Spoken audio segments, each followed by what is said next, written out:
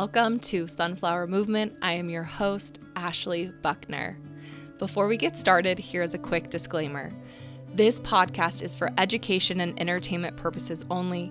I am a licensed therapist, but unless you have a signed consent form with me, I am not your therapist. This platform is not a form of psychotherapy, counseling, or healthcare of any kind. Sunflowers bloom in the most unexpected places, and they adjust to remain connected to the sun. Metaphorically, I define these sunflower movements as experiences with people, places, and moments where we feel seen, heard, and believed. Thank you for tuning in. I am so excited for today's episode and excited to introduce my therapist friend, Sam Dalton. She's a licensed clinical social worker. You probably know her as Sam the therapist. And I was telling her before we started, I've been following Sam for a very long time, just tuning into her wisdom that she shares on her Instagram. I love watching your videos, Sam. And so it's kind of like a fangirl moment for me to be having you on my podcast and to talk with you. And then when I found out you were living in Utah and just all the things, I was like, meant to be. So welcome, Sam. Thank you. It's very humbling when people say fangirl because and I'm sure you get this, like building your own following. You're like, I'm just a person. I am. It's like, it's so true. I'm just a person. And I love that you said that. And I don't think you realize how many people are really tuning into what you're saying and doing. Oh, right? Absolutely. Most of the time I feel like I am screaming into the void. I just don't, I don't know. And also like people will ask me like, what's your content strategy? Like, how do you develop content? And I think this is something that I actually really want to work on, but most of the time it's like seat of my pants. Mm-hmm. I don't have scripts. My videos are just me like freestyling. It's stuff that comes up naturally in my sessions or stuff that I'm thinking about when I'm doing my notes and things like that. So, yeah, there's no like, and I'm sure the marketers everywhere are going to hear this and like, but I don't have like a specific strategy. I definitely have things that I talk about. And so my primary focus with my content is around just helping women feel empowered. Yeah. Giving them the tools and the insights that they need to work through the barriers that they have to feeling the way they want to feel about themselves. And that is most of the women that I work with are attorneys, physicians, entrepreneurs, finance. I have a scientist, like really high level occupations. And so that's my specialty, is helping women work through those things. Yeah. And I think what I actually love about your content, so like why I started following you was that authenticity piece. Like I just felt like you were showing up, saying what's on your mind, saying what's like you're witnessing in your sessions, or I mean, you know what I'm saying? Like loosely talking about it and just like the themes that were coming up. And I felt really drawn to that. And I think in terms of social media content, that's what I connect to the most. And I think that's what so many people connect to is we are just authentic human beings. Right. And so like trends feel so inauthentic to me. Yes. I have a hard time. The trend now and then is fine. But what I realized is that's not what people come to me for. Mm-hmm. There's plenty of accounts that do it great. Lord love them. And I'm sure there's therapist accounts that you and I can talk about off mic that we would know who use them like, ad nauseum. But yeah, like I think just there's a lot of authenticity and nuance that's missing from the internet. And so that's what my little teeny tiny corner of it is dedicated to. Well, I'm so excited to have you here and just to chat with you and Thank uh, you. tune in about all things Sam. So I know that you were living in Utah. Now you're in Florida, Yes. recently moved. You were also raised in the LDS faith, correct? Yes, I was. Do you feel open to sharing a little bit about that? Yeah. So I was born into the church. My mom is a convert. My dad was born into the church, but my dad's dad was never a member. Okay. and obviously with my mom being a convert, I was pretty lucky in that my parents had pretty loose standards. Not like in a bad way, but kind of not the traditional Mormon upbringing of the rigidity with some of like the moral stuff. Um, and my formative years were spent in New York. And Okay. the church is very, very different. I will give it that much credit outside of Utah. So Absolutely. um, I I was raised there. My formative years were there. Didn't realize the impact some of my adolescent experiences within the church had on me until I really started leaning into some of this deconstruction work in my late 20s. I'm just turned 34 last week. Going backwards a little bit, I moved to Utah when I was 18. I spent my freshman year of college at a Mormon affiliated school, Southern Virginia University. And right during Christmas break on that, I kind of had this bizarre, I still don't fully understand what it was, but I was like, I think I want to go to Utah. Hmm. And I'd never been there before, ever. Um, and my parents are super chill and they were like, okay, like more power to you. So I went and ended up being there for 15 years. Um, it was a huge culture shock for me. Ooh, yeah. It was really difficult coming from the very relaxed cultural and multicultural elements of the Northeast to the rigidity of Utah and starting to really experience some of the stories that I had heard about growing up of people. And I really struggled to fit in for a really long time, Mm. but I didn't allow myself to admit that's what was happening. I didn't like being in a singles ward. I ended up really, so I went to Utah Valley University. I tried to get into BYU. The universe was like, no, girl. Don't. So I didn't. Um, Kind of gave up and realized I was perfectly happy and fine at UVU and getting just as good as an education. But I didn't love college because it wasn't fun. Because Mormon kids aren't fun. No, yeah, I mean, I didn't go to college in Utah. I fortunately Yeah. what I had a culture shock moving to LA from Utah, small town Utah to LA. But my college experience was a blast, time of my life. I mean, also there was some unhealthy things that I did and got into, but I really got to experience the world. And I had this conversation on the Girls Camp podcast of like, had I go, I wanted to go to UVU, like that was my school in Utah I was going to go to, Oh and no I way. think about it all the time. We drove past it, and I was like, huh, how different my life would have been had I gone to UVU. Yeah. Yeah. So I had the reverse problem. Opposites. Opposites, twins, fraternal twins, if you will. So I go to UVU, I get through college, I choose psychology, which from doing more personal work in my late 20s, which I'll get to that a little bit, which kind of led to the deconstruction as well. I realized that choice was really rooted in a lot of trauma for me. Mm-hmm. I was a caregiver growing up. My brother has really severe special needs. And so, of course, the helping profession felt very natural. I was also very insecure about myself and what I was capable of. And so I really sold myself short in that time. And I also think that community amongst women tells you to do that. It's a very subconscious, consistent message. Um, and so, I kind of lived my life. I got a job. Then I went to graduate school at the University of Utah, which was better. It was a better experience. Um, get a job outside of that. And I started working. If you are based in Utah, you'll know Intermountain Medical Center. Yeah. It's in Murray.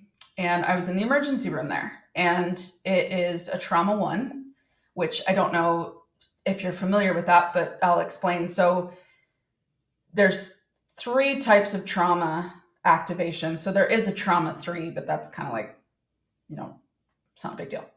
So trauma 2 means the potential for compromise to life or limb. And a trauma 1 is compromise to life or limb. Okay. So a trauma 1 would be there's a tourniquet in place, shooting, stabbing, not conscious, full arrest, which means like your heart's stopped, all of that. So my role in the emergency room was primarily around trauma response. So one of the hallmarks of my job was death notification. And you were a therapist at the time working in this emergency room? Yeah, so clinical social work. So it was really like crisis level intervention and management. Wow. Yeah. In addition to substance use assessments, working with the homeless population, the unhoused, and yeah. So really, the first 2 years of that job, it was kind of exciting. Oh yeah, for Like sure. Like it's adrenaline. it's You're in it. adrenaline. You're in these high intensity, acute situations. There's a bit of an ego boost because everybody's looking to you to fix it, make it better, take care of everybody. The families are looking to you, staff are looking to you, right? You're like chief fixer. And I about 2 years in, infant died. That witnessing that whole event, being a part of that, having to hold the baby, the dead baby, because mom could barely get it together to hold. So I was like supporting the baby while she was holding them and just coming undone, weeping. Yeah. Yeah. And something in that moment really caused me to start thinking about things. I was about 28 at that time, which is the time that your frontal lobe develops. And I started like watching people die. Well, I already had been, but I So started. you were like present for it now. Yes, I started looking at it very differently, and it naturally did 2 things for me. It made me start being deeply reflective of my religious and my spiritual beliefs. Mm-hmm. I was seeing the way, we're in the heart of Salt Lake City. So obviously the majority of our patients belonged to the Mormon church through some extension or another. And there was one, so I kind of, after that, I kind of started on this more internal journey. And also, in addition, kind of challenging, like, why did I do this? Like, Yeah. I am a history nerd. I love politics. I love law. Why am I not an attorney making $500,000 a year right now? Like, I would have killed it. I would have killed it. And I had the thought of doing it, but I talked myself out of it because I was like, I want to help people. Anyway, don't worry. I've worked through that clearly. Clearly you're a therapist still. But I think you're painting a really important picture. And I talk about this a lot with clients of almost like the grief that comes with Yes. realizing some of your choices were not actually your choices. Amen. And a lot of that ended up being tied to my religious upbringing. Absolutely. So I'm working through all of this internally, and I started to allow a lot of my grief and my rage about things that had happened to me when I was younger really come to the surface. And I had to grieve this part of me, this other timeline, if you will, of my life that I could have pictured and seen. And I had to make space for that. I had to be sad about it. I had to be disappointed about it. And there were a lot of people around me that didn't get it. Mm-hmm. because they were like, but you're good at what you do. Like, you're good at it. And I'm like, yeah, I'm good at it because I was traumatized. Like, I know how to relate to people who are suffering because I have suffered. And I felt bitterness and resentment for having that level of empathy. I didn't want it. Mm-hmm. I didn't want it. And what I realized as I worked through things was I didn't know how to channel it into something that felt meaningful for me. And so as I was going through this like dual journey of letting not only the resentment of my own choices, you know, letting me sit in that space, but also to lean into like, I do not belong here in Utah. I was single. I was focused on my career. I was focused more on friendships than I was dating. And there is a very real culture in Utah that you don't really need friends. Yeah. You It's don't. fast. No, you don't. And it's really fascinating too. I see this so frequently. It is very hard to be a single person in Utah. It is, it borders on like self harm. So like, No. put yourself in this position where, and Yes. I also, in the midst of this process, I did start a business. I had a business partner at the time, and we sold and made. I don't know if you were around on my page around this time. Probably not. Probably not. I made like journals. Oh, And cool. yeah, so I was working through that, and I was putting myself into the Utah entrepreneur community, which is a very real community, and everybody was very nice, very kind. You would go to the events, everybody would talk to you, everything's great, blah, blah, blah, blah. But then you would be like, oh, let's hang out.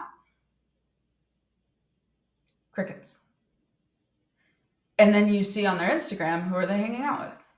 People that are married, people that have kids, their cousins, their in laws, their siblings, their parents. And you start to realize there's 3 rings to the Utah social structure. I think the Mormon social structure. There's the family that you make when you get married. Mm-hmm. Then, and I'm speaking from a female perspective, being a woman. Then there's your family of origin. Then there's your in-laws. Then there's your ward. There is no motivation to breach outside of those circles. Yeah, what's coming up for me is I feel like you just put words to what I have felt since I moved back in 2018 with my husband, who's never Mormon, has no Yeah, affiliation with the culture. And to this day, I mean, we have friends, obviously, for sure. and have made friends, but it is so small in comparison to what it's like to live outside of this state. Mm-hmm. And I've never really conceptualized it in this way, but it is exactly what you are speaking of. And I've even noticed it with people who have left the faith. This is still how they show up in relationships. It's just so, it's almost like enmeshed a little bit. I don't know if that is coming up for you. We can even just cut off the little bit. It, Thank you. Because sometimes I don't want to be like, Mormon culture is enmeshed, but it's so fucking enmeshed. it is 1,000%. And I hope this is resonating, in the words of Bridgerton, dear listener, right? Like, I hope this is comforting in some way, because as hurtful as it was for me to look in the mirror and make that realization, what I came to was like, oh, it's not me. No, yeah. I'm banging on the door of a culture that is so rigid and so defined and so solidified in what it is. It's not changing. No. And so end of 2022, my business partner backed out, didn't want to do it anymore. And I had this complete, like, everything just kind of came down at once. And so end of 2022 was kind of the culmination of a lot of the internal work that I had been doing. And for years up to that point, people in my life who I'm still incredibly close to, both family and friends who lived outside of Utah. For years, they were like, Utah is too small for you. What are you doing? Why are you there? It doesn't fit you. It's not who you are. Why are you doing it? What I realized was up until 2022, so I moved there in 2009, from 2009 to 2022, I was desperately trying to make a round peg fit a square hole. You were trying to fit in. I was trying to fit in. I wanted to. Yeah, of course. I wanted to belong to these people that I thought were my people. Mm-hmm. And as I started to separate my spirituality from the religion, and I allowed myself to lean into my own connection with my higher power and my own connection with myself, and starting to trust my own understanding of myself rather than being told what is theoretically right, correct, good, moral, whatever term you want to put to it, I was like, I don't belong here. Yeah. I don't fit in here.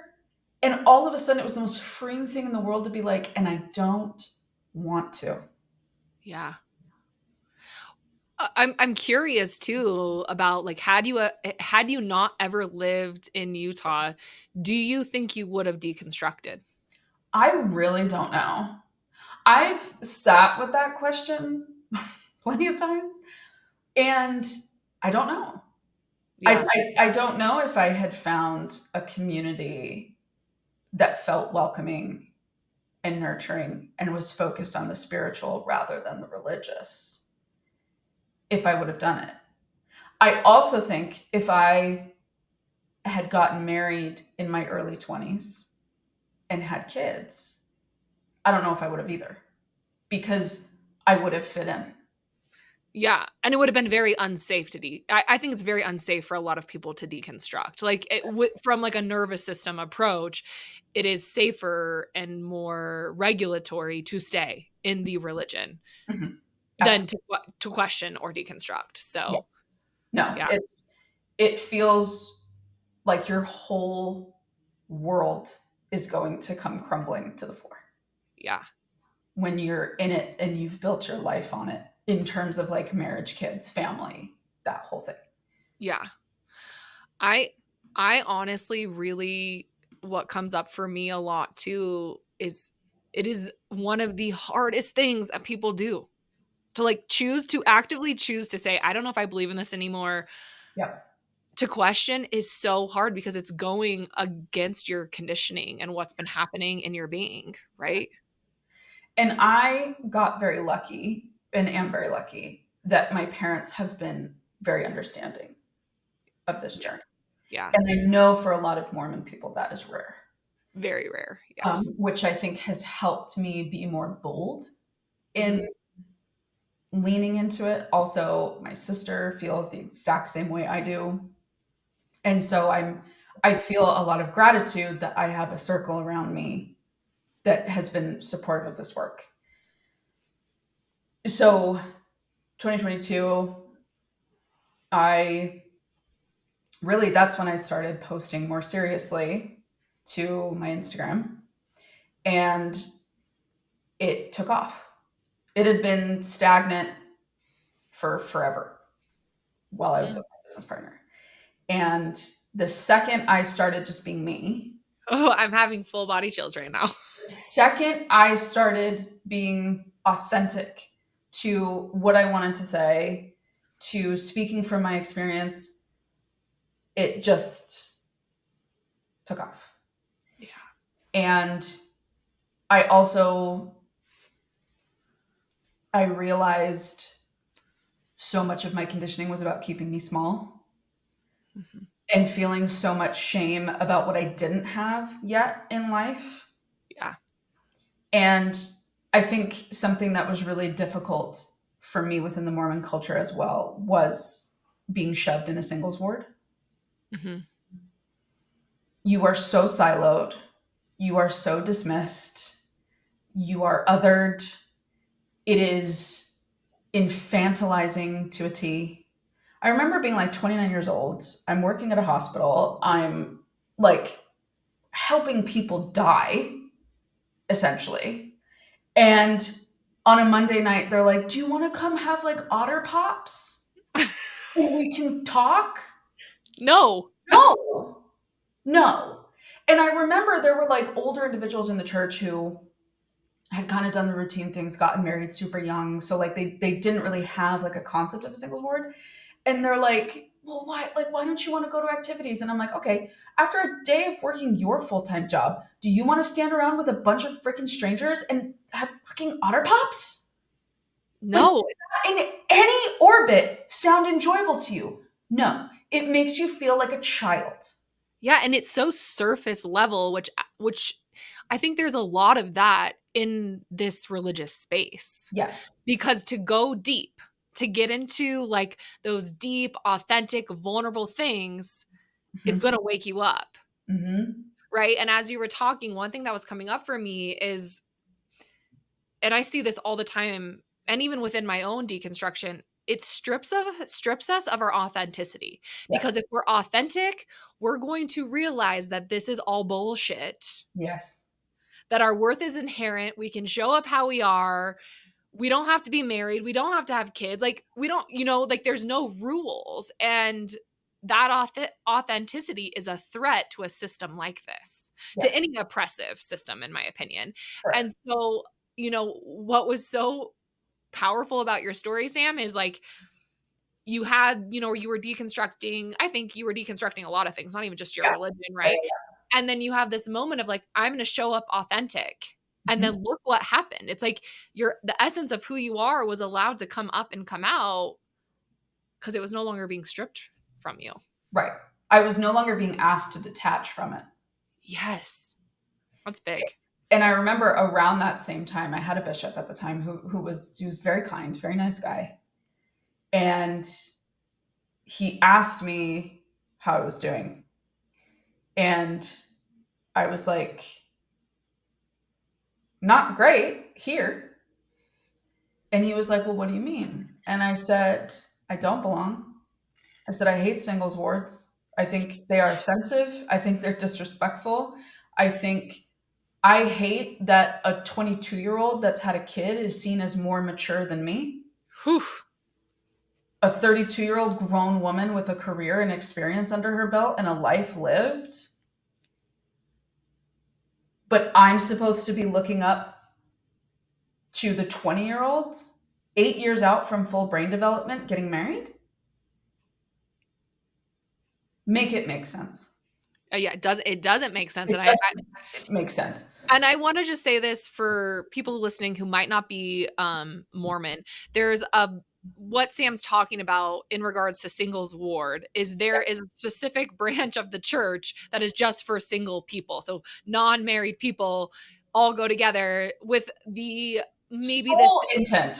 yeah, okay. I'm like, maybe this isn't like explicitly stated, but the intent is that they're going to find a partner, get married, and replenish the earth with babies, right? And Yes. so there is this exactly what Sam's speaking to, that even if you get married at 18 and have kids, you are put on a higher pedestal than a single 30-year-old Yeah. investing in their life and their career and having some experiences.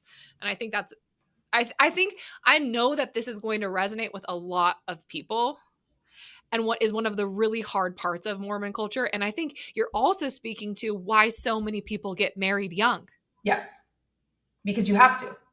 Yeah, to belong, you have to. And it's like, and you're doing everything right. You're like, you're glorified. Yeah. Yeah. You're a hero. Yeah. You did it. Yeah. And I remember he also asked me in the same conversation, and Lord love him, he was trying so hard. He was like, we want your questions. We No, you want you to come with your questions. And I literally said to him, he was, the woman was too stunned to speak. He literally was like, I said to him,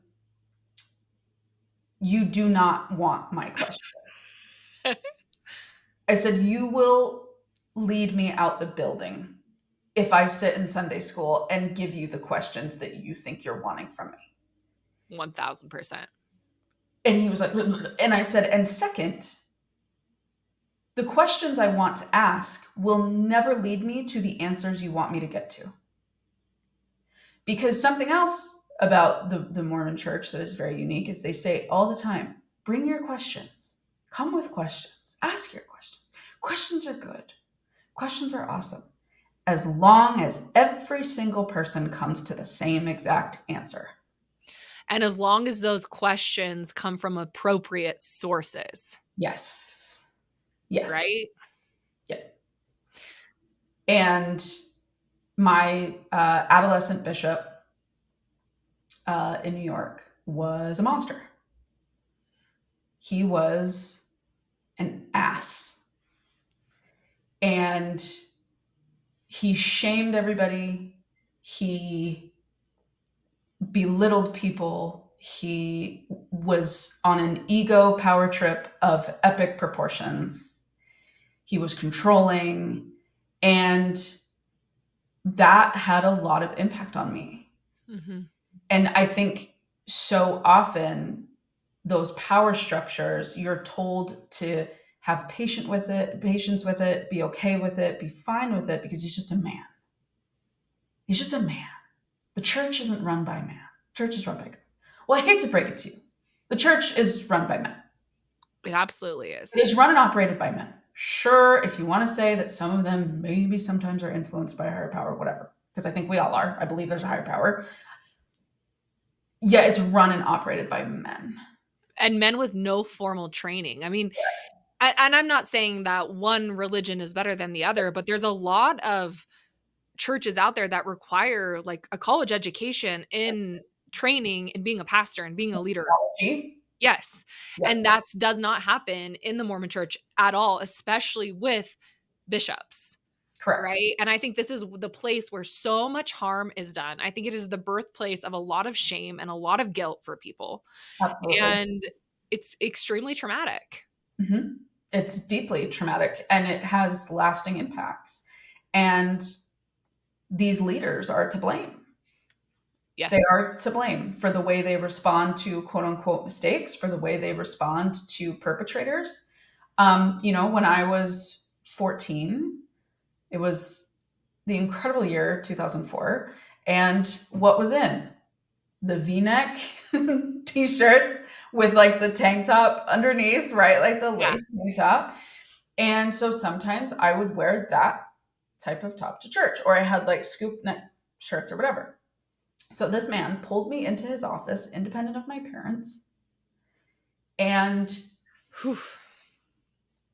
sat me down and said, so we can't wear those types of shirts anymore. And I was like, why? And he goes, because I've been noticing some of the older men are looking at you. And at the time, I was so humiliated. I didn't tell my parents this until like a year ago. And I felt so much shame about it. And I was so embarrassed. And it took up until around 2022 when I really kind of like unleashed and gave myself permission to authentically embrace my story and my experience and my truth, that I realized how fucked that was. Yeah. And how common that experience was for women and girls in the church. Yeah. I mean, I had one. Yep. And I will tell you to this day, the amount of distress that I felt in my nervous system, and I can use those words now, right? At the time I didn't, but like the amount of distress I felt around shame, this was the outcome for me. I am never going to do that again. I am never going to confess again. I'm just going to be deceptive. Yep. And that also takes a toll on your being. Yes. Right.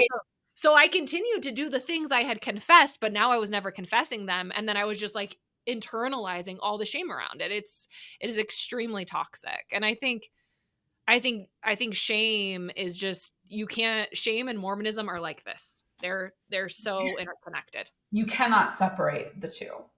And here's how I explain the difference between shame and guilt. Because I always remind people, this is for my clients across the board, Yes. because shame knows no limits in where it can be developed and nurtured and grown. And even more so though within like high demand religions. Guilt is, I made a mistake, said something I didn't mean. Someone comes to me, says, that hurt my feelings. I go, oh my God, I'm so sorry.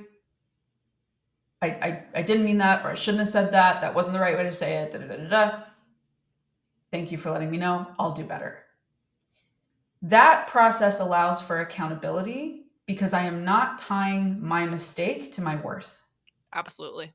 So guilt says, I did something bad and I am still good. Shame, when we make a mistake, if we have this internal shame narrative of I am bad, I am not enough. For a lot of women, it's like, I am a slut. I am dirty. I am not blank enough, whatever it is, right? When we make a mistake, the mistake becomes the self-fulfilling prophecy to the negative internal narrative. So I made a mistake, therefore I am bad. That doesn't allow for accountability, which is healthy, because we just feel like a piece of shit. Absolutely. And it's just like and it's self-punishment. Yes. And it's rejection. Yes. And I think it is one of the hardest, most painful emotions we feel as human beings. Oh, it's you want to, when you really experience it, if you do like somatic work around shame, you want to crawl out of your skin. Yeah. I actually just recently, and I know it's because I'm doing so much nervous system work with clients around shame. I even had my own processing recently, and it was just like sobbing. And I have gotten really good at not feeling shame. Yeah. Right? Because it is so distressing, but it still lives in my being. And the only way to release it is to feel it. And it's fucking hard to do.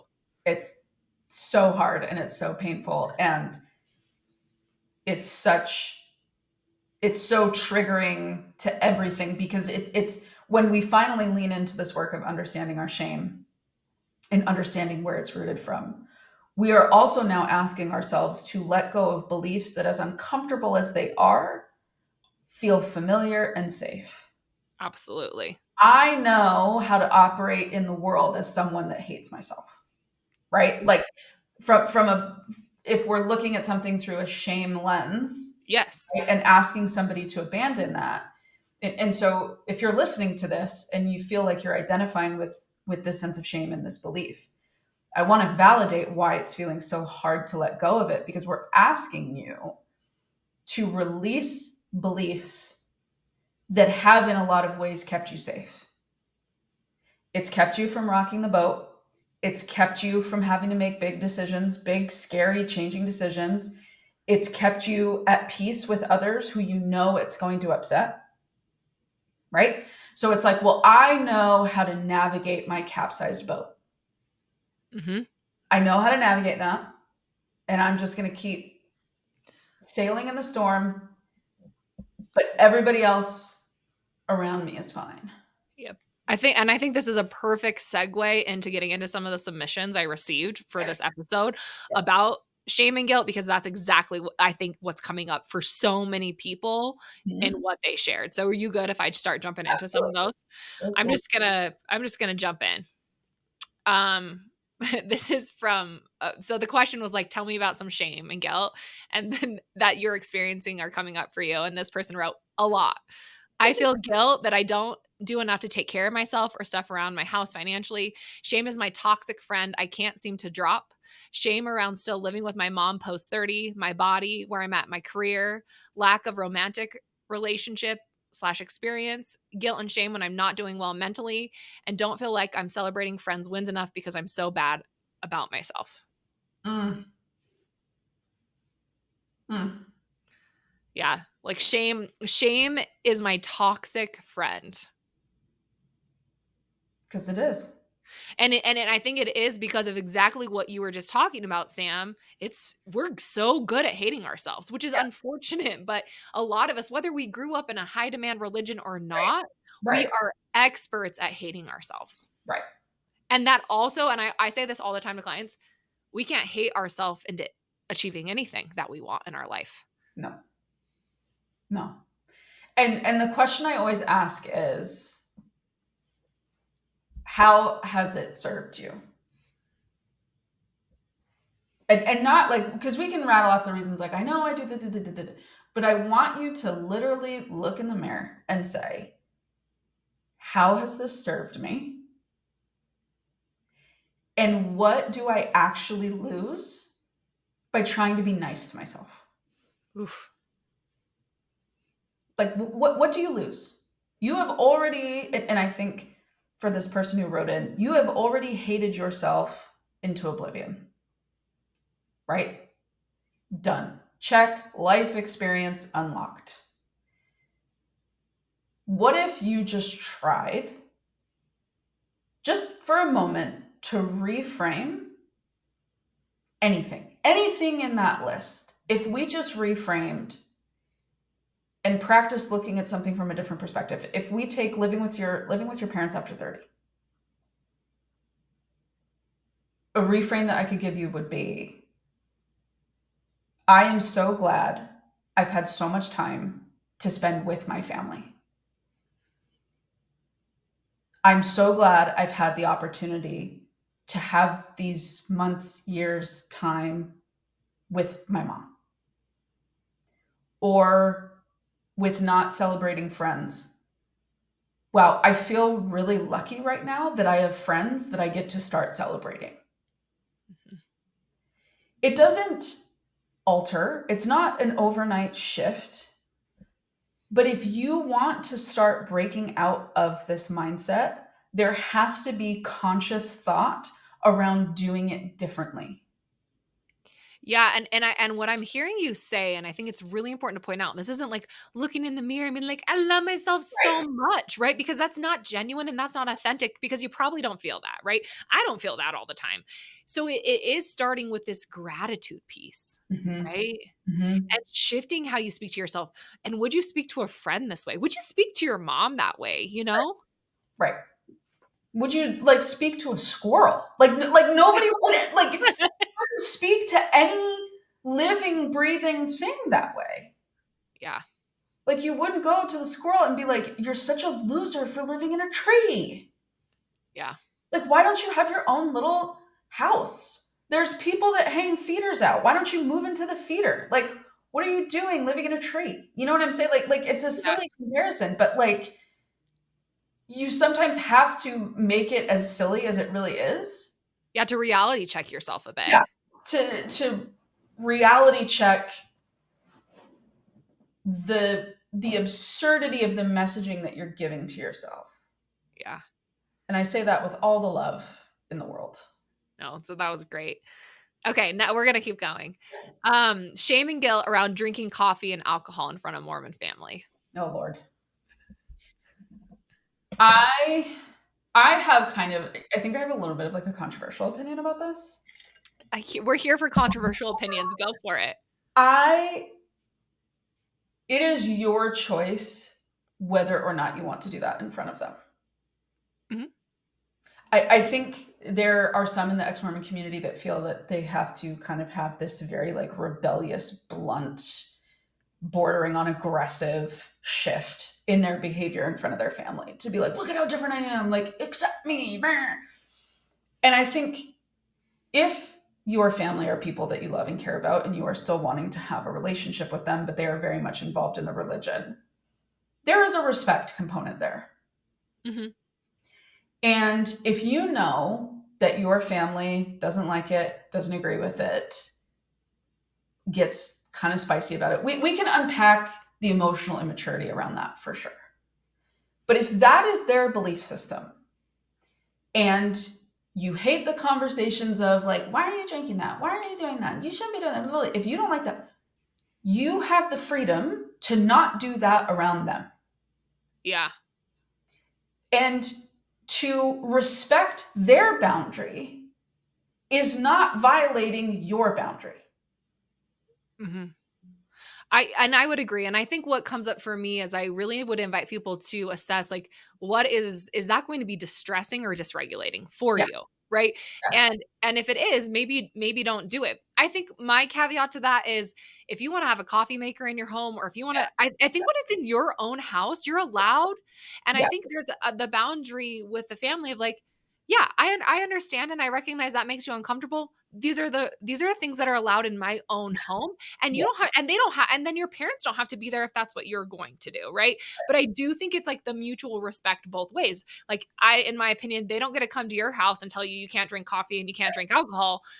And then, but if you're going to go to are you going to bring alcohol and coffee to their house even though it's not allowed? I mean, I think alcohol and coffee are two different things in my opinion. Absolutely.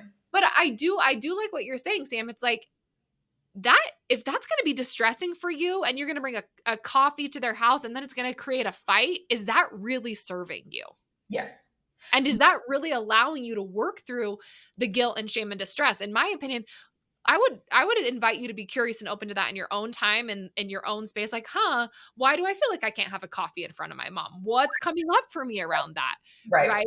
Because mom might always battle you for Mm-hmm. drinking coffee. Mm-hmm. And you can't change mom. Mm-mm. Mm-mm. And why the revolutionary choice is not always the right choice. Ooh, And I think when we're going through this deconstruction work and hashing through this for ourselves, there is an element of like wild abandon that comes when you start to realize, like, wow, I do have agency in a completely different way than I was raised to think I had agency. And you want to make all these choices and you desperately want to be honoring your experience and your truth because you've never been empowered to do that before. Yet respect still exists and meeting people where they're at still exists. mhm, And exactly as you said, if you're feeling that you're in a space where you're feeling very sensitive, you're feeling kind of like a raw nerve, maybe bringing the wine to Sunday dinner is not the right move yet. absolutely. Right. And maybe the reward is tonight when I get home, I am absolutely having a very full glass. Right. Like there are so many ways to approach this that don't have to involve activating confrontation.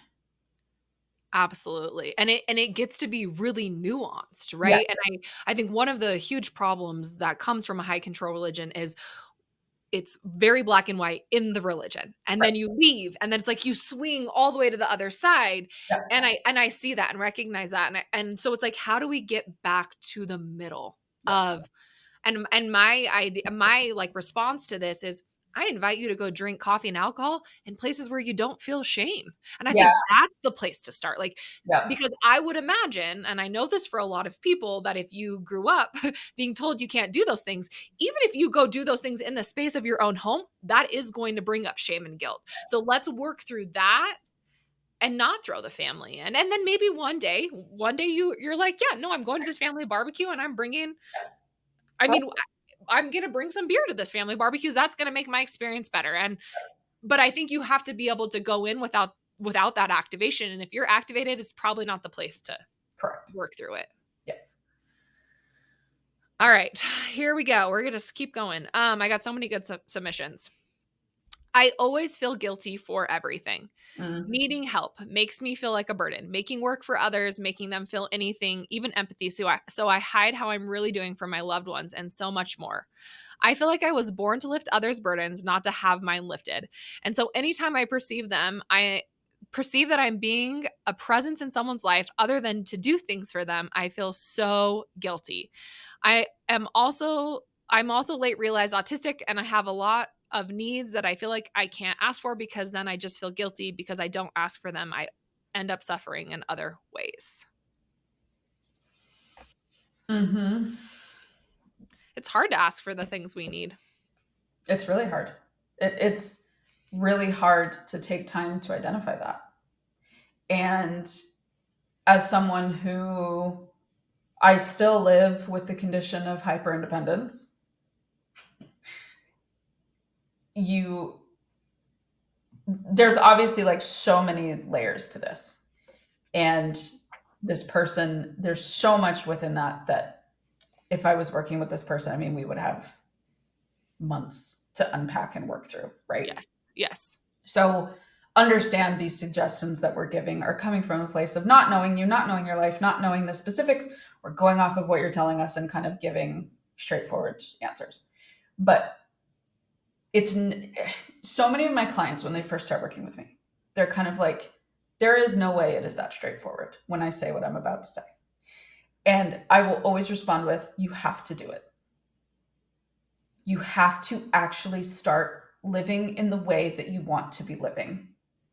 So if you've identified that asking for help is incredibly difficult and you understand that that is becoming detrimental to how you feel, to your life, to your functioning, you have to practice asking people to help you and learning how to tolerate the discomfort that comes with that process.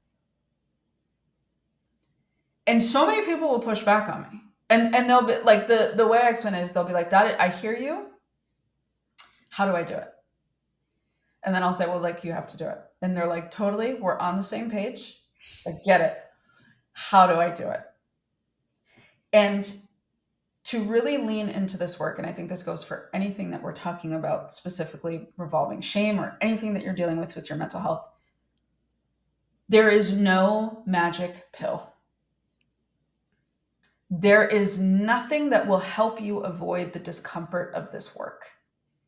And I say that not to be dismissive or to have a hopeless attitude. What I want to do is normalize that if this fucking sucks, you're doing it right. Yeah. 1000%. I say this all the time. Being like choosing to do this work is hard. Yes. And that's why not everyone is doing it. That's why there's so many people not doing it. And you're not responsible for how maybe some of these beliefs or thoughts were programmed into you. Like you're not responsible for that, but you are responsible for how they're showing up in the here and now. And I get that that's hard. And I just really want to like validate everything Sam just said. It is going to be hard and it is going to be uncomfy, but that's where you start. You start in the uncomfy. That's how you create change. That's how you get used to asking for help is practice. I mean, you can't, it's just like working out. You're not going to get in shape if you don't keep doing it. And it's the same thing. You have to build that muscle and Mhm. it's super uncomfortable. You're going to be really sore. Mhm. It hurts. Yeah. And to know because so many times that discomfort is the stop sign, Yeah. right? And the work I do with my clients is we want to turn it into a yield where if we're feeling it, we can kind of pause and be like, am I really unsafe? Mm. Or am I doing something new? Those are two very different things. So much wisdom today, Sam. You guys, this is why I follow Sam. Just like the wisdom is just so felt. Been harder. Okay, I'm gonna keep reading because we just need more Sam wisdom.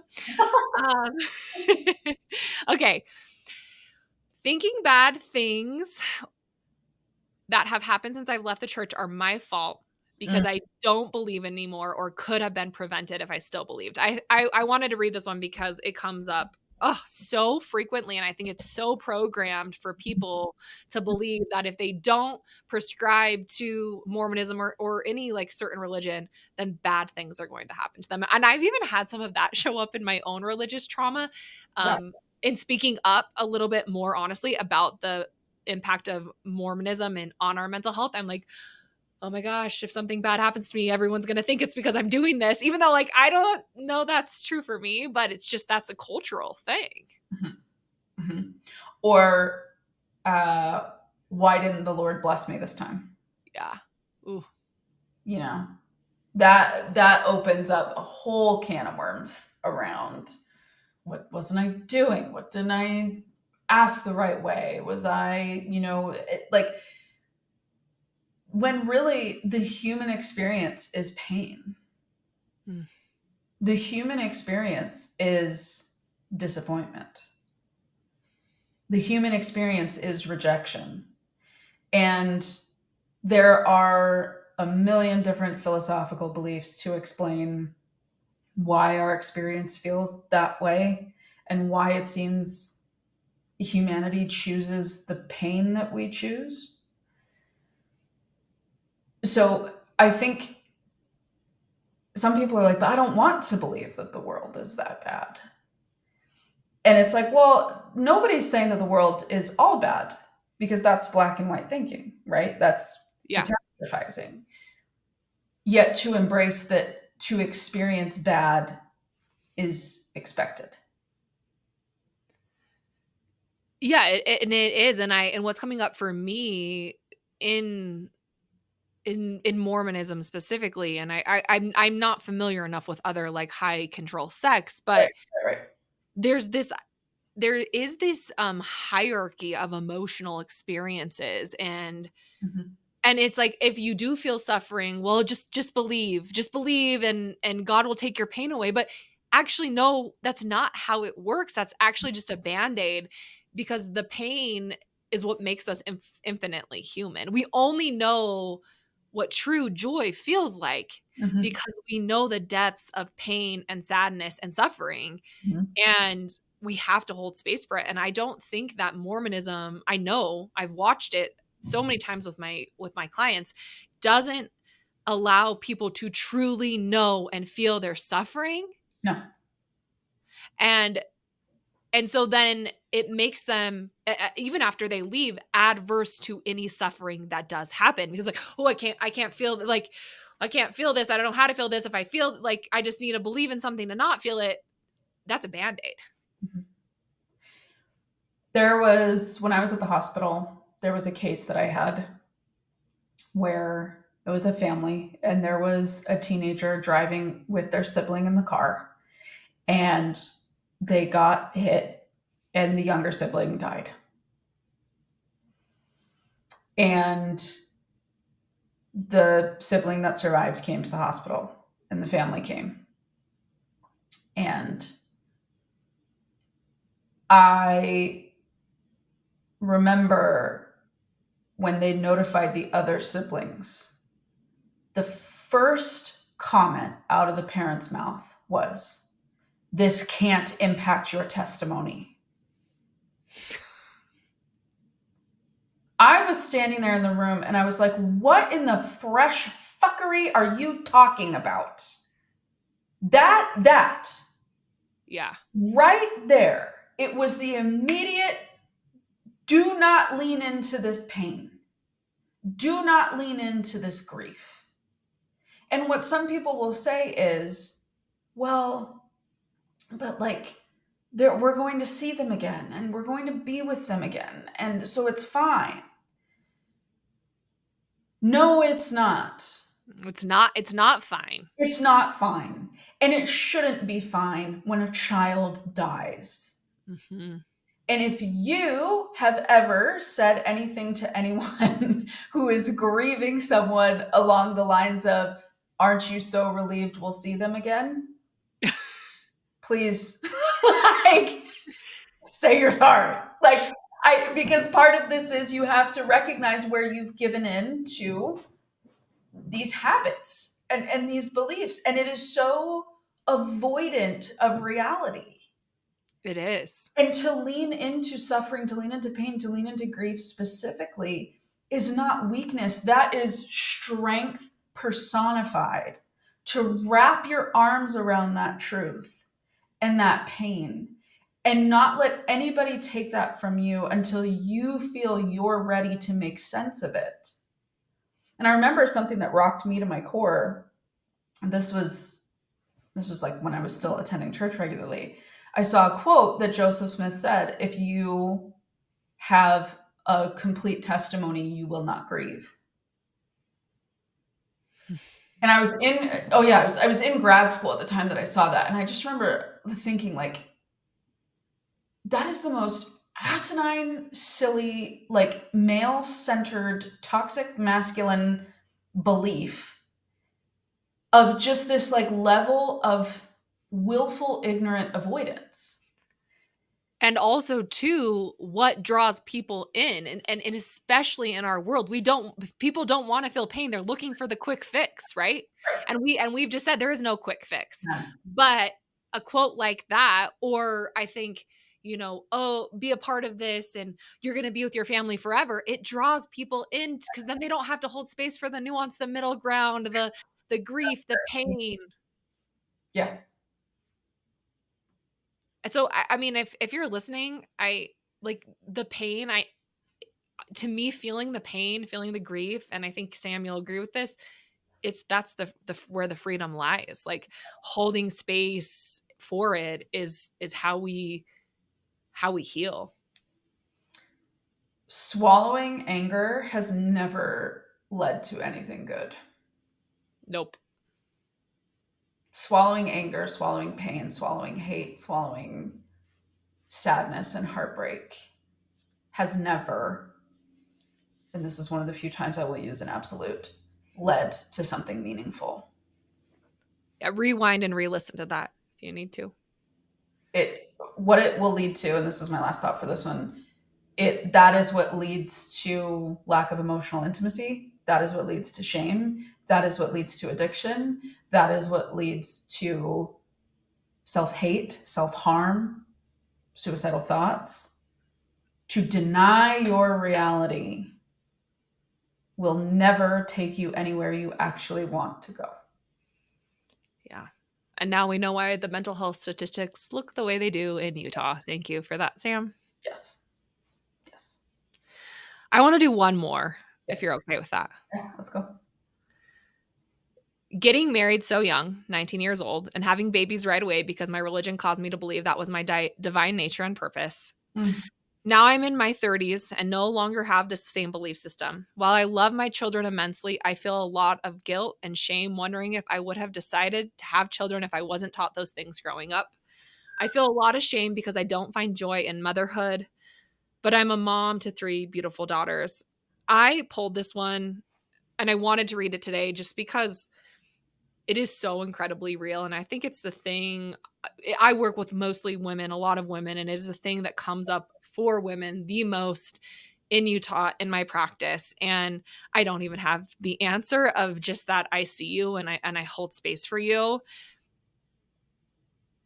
And I think it's so hard to not feel the feelings that you're feeling when you didn't choose this life. And I don't know if you can choose it at 19. No. No, you can't. Because you're a child.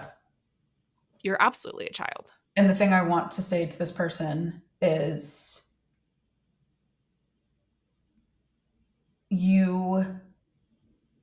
everything that you are feeling is valid and real.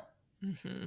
Everything that you are feeling is a normal response to maturing, to leaning into change, to embracing your evolution as a person. And to sit with grief and regret is how you are going to get to the other side of this.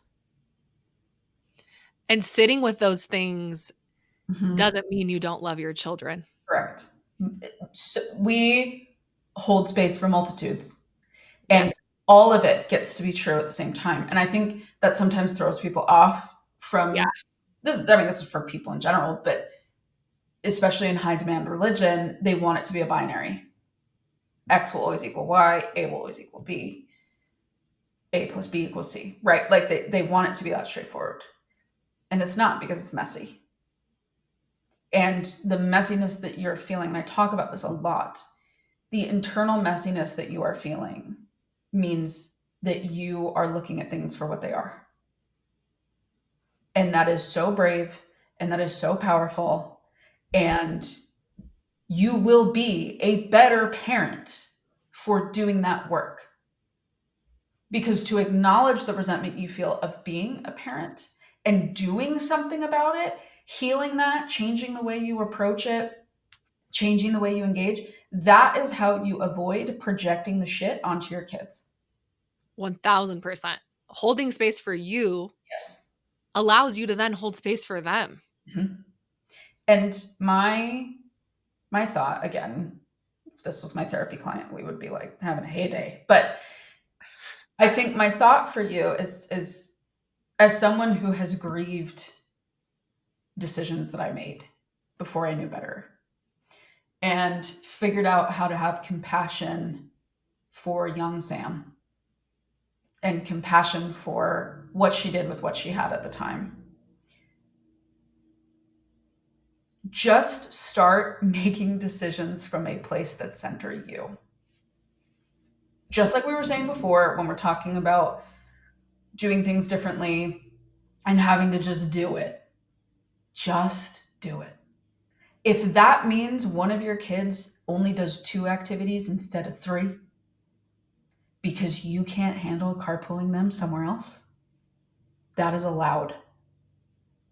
If there are nights where you say, you know what, everybody, fend for yourself, mom's got to go watch TV for a bit, you do that. If that is, guess what? Friday night is for me, Saturday morning is for you. You get to do that. If we've recognized that there are some potential possible regrets around becoming a parent, which is the most normal thing in the world, and it even happens to people who desperately wanted their children. I have worked with people that have gone through the most horrific IVF journeys of all time, and they're 4 weeks into postpartum, and they're like, "This is the worst thing I ever did. Like, why did you empower me to do this?" Like, it's real. It is so real. I mean, you're like speaking to me right now. And Yeah, I didn't have kid I wasn't a young mom. I didn't have kids till I was 30 years old. And right. it is one of the realest things that I've ever had to deal with of sometimes I don't want to be a mom. Yes. And Yep. that's hard to say out loud in a culture that's like said that is the only way to exaltation, right? It is your sole purpose. It Yeah. is the only reason you are here. And anybody who says that to you can disrespectfully get fucked. Like, that is you, as you are doing this work, now get to decide how you approach motherhood in a way that honors and respects your children while honoring and respecting you.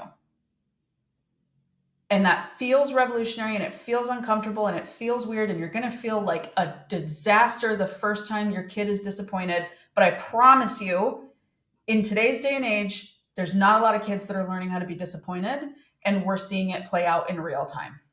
Yeah. I mean, there is a power, and I listened to this to Dr. Becky.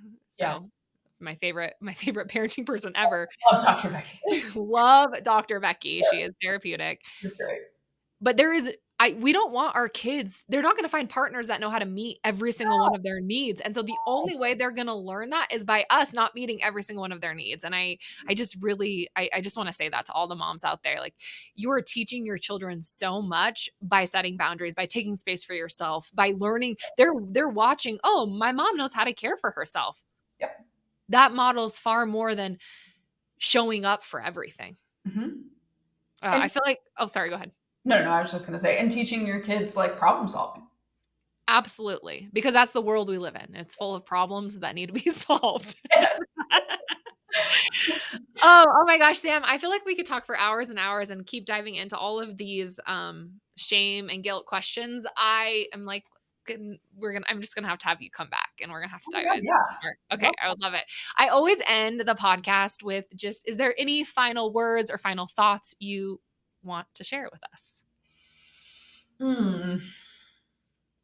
I would say